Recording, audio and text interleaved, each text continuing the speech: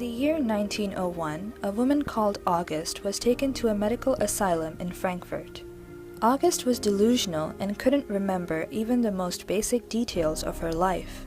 Her doctor was called ALZHEIMER. Alois did not know how to help August, but he watched over her until sadly she passed away in 1906. After she died, Alois performed an autopsy and found abnormal plaques and tangled bundles of fibers in her brain, the likes of which he had never seen before. Now here is the even more striking thing. If August had instead been alive today, we could offer no more help than Alois was able to 114 years ago. August Dieter was the first patient to be diagnosed with what we call Alzheimer's disease. What is Alzheimer's? Alzheimer's disease is a degenerative brain disease which results in the decline of memory, language, problem-solving, and other cognitive skills, which, as a result, interferes with a person's ability to perform daily tasks. Alzheimer's now affects 40 million people worldwide, but by 2050 it will affect 150 million people. The risk of developing Alzheimer's increases as the person ages, making the older population the most susceptible. In accordance to the worldwide statistics, 1 out of 20 of 65-year-olds and above are diagnosed with Alzheimer's, while 1/5 of those in their 80s have the disease. In addition, studies have shown that in Malaysia, there are about 50,000 people who are diagnosed with Alzheimer's. So essentially, the brain is starting to shrink, nerve cells are dying, and this goes on at a rapid pace, and the patient cannot regenerate those brain cells and nerve cells again. So the psychological impact specifically may vary. Sometimes before dementia starts, some patients have preceding symptoms. So they may have depression or anxiety before their dementia actually starts off. Sometimes they even exhibit psychosis. So sometimes that's why they present to a psychiatrist or psychologist first.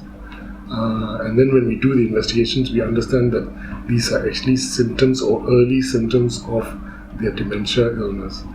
Also, people who develop dementia can also, during lucid intervals, that means they're actually feeling better, realize that they have a serious brain disorder, and they can go into depression as well, reactive depression.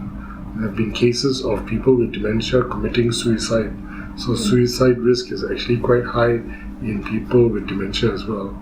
Some people with dementia start to develop delusions or hallucinations, and that's because the brain dysfunction is global. The whole brain is affected, and so they can actually start to see things or hear things that are not there, or even believe things that are not real. For example, the maid is stealing their money, or their daughter-in-law is poisoning them and putting things in their food. So there are a variety of things that can happen in terms of the thoughts and emotions. They can also have behavioral symptoms. So sometimes in dementia they can have what we call reversal of day-night. They stay awake during the day, stay awake during the night, believing it's actually daytime, and do a lot of activity, and during the day they're drowsy and sleepy. Or they can become quite agitated and aggressive. There's one thing called a catastrophic reaction, where people with dementia can actually become very angry and irritable or violent if they are tested for their memory. So families need to know how to manage people with dementia. I started realizing that she's behaving abnormally. She started showing tantrums, and she was talking to herself when she was showering in the bathroom, and then she started saying things like she hasn't eaten, whereas she has just taken her meal. And then we thought, okay, probably it was because of her emotional issue that she make up a story saying that she forgot to eat, or she hasn't eaten. So that was some of the symptoms that we noticed. but it didn't really bother us very much until later part where she couldn't pronounce our name. Like, she couldn't recall who we are, even when those are some of the people who were closer to her. It's a better option for her, I would say, because we have people who have experience in taking care of people who have similar condition as her. So, and we have lesser stress in that sense, that we don't have to think about how to take care of her daily activities and all that.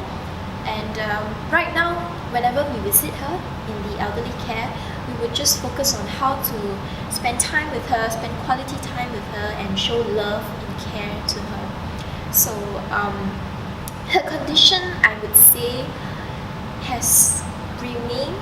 It did not deteriorate, I would say. But it somehow, whenever she sees myself and my mother, she could remember us. But maybe not so for some of our relatives. ADFM plans many activities for their clients that keep them physically and mentally stimulated daily. A typical day in ADFM begins with their brain gym exercises involving stimulation, coordination, and stretching of the muscles. There is also equipment that allows clients to do paddling exercises in addition to their wide range of other coordination exercises. A musical therapy session follows, and the clients can sing and dance, after which they would settle down for an arts and crafts session.